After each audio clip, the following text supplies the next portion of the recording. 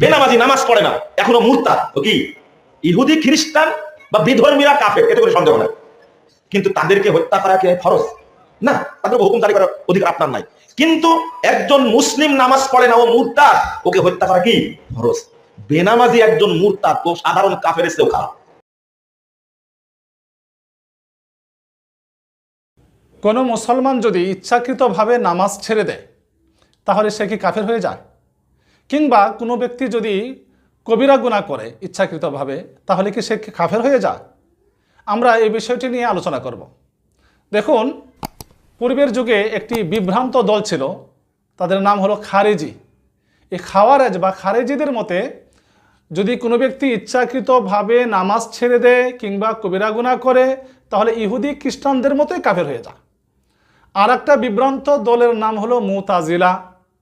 তাদের মতে এদেরকে কাফের বলা হবে না ঠিক, কিন্তু পরকালে স্থায়ী জাহান্নামে থাকবে, চিরকাল তারা জাহান্নামে থাকবে।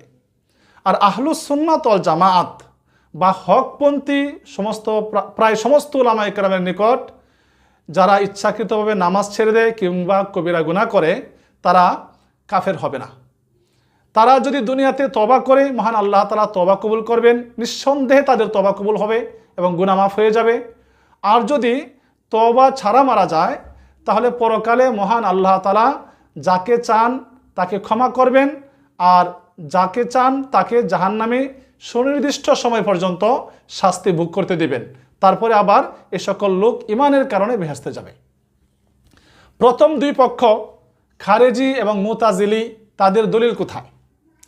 তাদের দলিল হলো, এক নম্বর দলিল মুসলিম শরীফের 148 নম্বর হাদিস। রাসূল করিম সাল্লাল্লাহু আলাইহি ওয়াসাল্লাম বলেন, ইন্না বাইনাল মুমিনি ওয়া বাইনা শিরকি ওয়াল কুফরি তারকাস সালাহ। অর্থাৎ মুমিন এবং শিরিক ও কুফরের মাঝে পার্থক্য হলো নামাজ ছেড়ে দেওয়া। এমনিভাবে বুখারী শরীফের একটি হাদিস আসছে, আল্লাহ রাসূল সাল্লাল্লাহু আলাইহি ওয়াসাল্লাম বলেন, লা ইয়াজনি জানি হিনা ইয়াজনি ওয়া হুয়া মুমিন ওয়া লা ইয়াশরাবুল খামরা হিনা ইয়াশরাবুহা ওয়া হুয়া মুমিন ওয়া লা ইয়াসরিকু সারিকু হিনা ইয়াসরিকু ওয়া হুয়া মুমিন।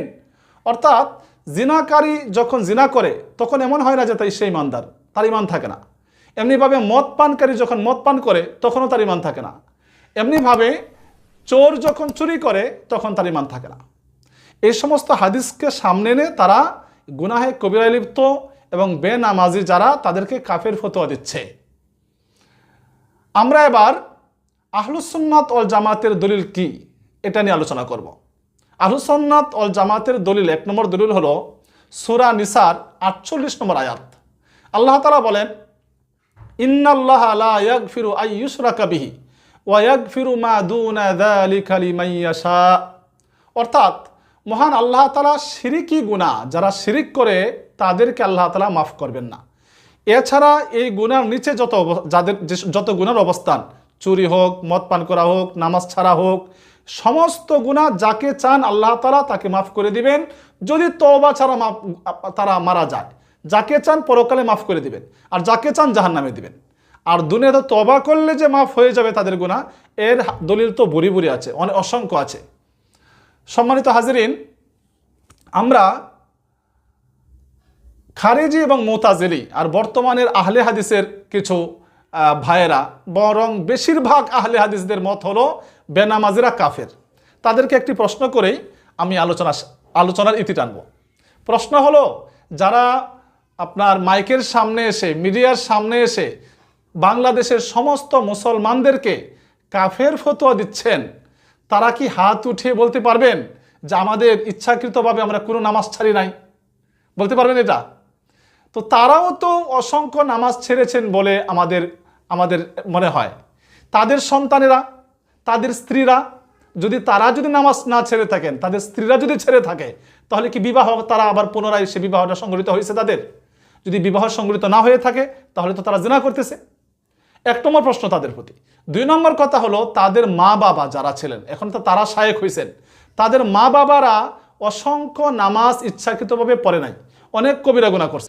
তো এই যে আপনার মা বাবারা যারা নামাজ ছেড়েছে বা কোনো কবিরা গুনাহ করছে, তো তাদের বিয়া তো ভেঙে গেছে কাফের হয়ে যাওয়ার কারণে। তাহলে এই সমস্ত শায়েকরা যারা বেনামাজিদেরকে কাফের বলতেছেন, তাদের মা বাবারাও আপনার কাফের হয়ে গিয়েছিলেন নামাজ ছাড়ার কারণে। তাহলে এই সমস্ত শায়েকদেরকে যারা সন্তান বলা যাবে কিনা, এই প্রশ্নটাও দর্শকদের সামনে আমি রেখে গেলাম। এই জন্য ভাই আরেকটা কথা আমি বলতে চাচ্ছি শুধু সর্বশেষ, সেটা হলো সাহাবায়ে কেরাম মুরতাদ হয়ে যাওয়ার কারণে, নামাজ ছেড়ে দেওয়ার কারণে মুরতাদ হয়ে গেছে, এই বিশ্বাসে নবী করিম সাল্লাল্লাহু আলাইহি ওয়াসাল্লাম থেকে নিয়ে কোনো সাহাবায়ে কেরাম যারা খলিফা ছিলেন কেউ কি মুরতাদ হওয়ার যে হদ আছে অর্থাৎ মৃত্যুদণ্ড দেওয়া, এটা কি দিয়েছিলেন কিনা, এই প্রশ্নটা রেখে গেলাম। যদি মুরতাদ হয়েই থাকবেন তাহলে নবী করিম সাল্লাল্লাহু আলাইহি ওয়াসাল্লামের যুগেও অনেক মানুষ নামাজ পড়ে নাই, তো নামাজ না পড়ার কারণে কেন তিনি মুরতাদ হওয়ার শাস্তি দিলেন না? এবং হযরত ওমর রাদিয়াল্লাহু আনহু, আবু বকর সিদ্দিক রাদিয়াল্লাহু আনহু, উসমান গনি, আলী রাদিয়াল্লাহু আনহু, এই যে খলিফা যারা ছিলেন এবং অত্যন্ত হকের ধারক বাহক তারা ছিলেন, তাদের যুগেও বহু মানুষ নামাজ পড়ে নাই, তো তারা কেন এই মুরতাদ হওয়ার হদ আরোপ করলেন না? এই প্রশ্নটা রেখে গেলাম। এখন কথা হলো, যারা আমাদের প্রতিপক্ষ কিংবা যারা কাফের বেদিন হয়ে গেছে বলে বক্তব্য দিচ্ছেন, যে সমস্ত দলিলকে সামনে এনে এই দলিলগুলোর উত্তর কি, জবাব কি হাদিসগুলোর? এর জবাব হলো, যেখানে মহান রাসূল করিম সাল্লাল্লাহু আলাইহি ওয়াসাল্লাম বলেছেন যে লা ইয়াজনি জানি হিনা ইয়াজনি ওয়া হুয়া মুমিন, যে জিনাকারীর ঈমান থাকে না, এর অর্থ হলো জিনাকারীর ঈমান থাকে না, অর্থ হলো সে পরিপূর্ণ ঈমান তার থাকে না, মানে তার কামিলে ঈমান থাকে না, পরিপূর্ণ ঈমান থাকে না।